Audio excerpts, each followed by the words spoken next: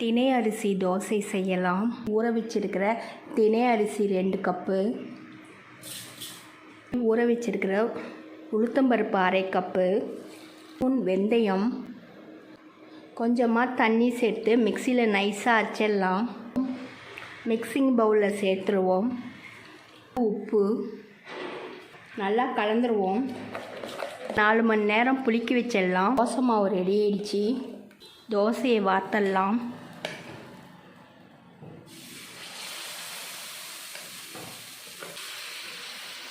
Oil 1 teaspoon.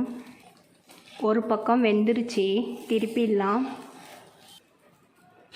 2 பக்கம் நல்லா வெந்துருச்சு. இப்போ எடுத்துடலாம்.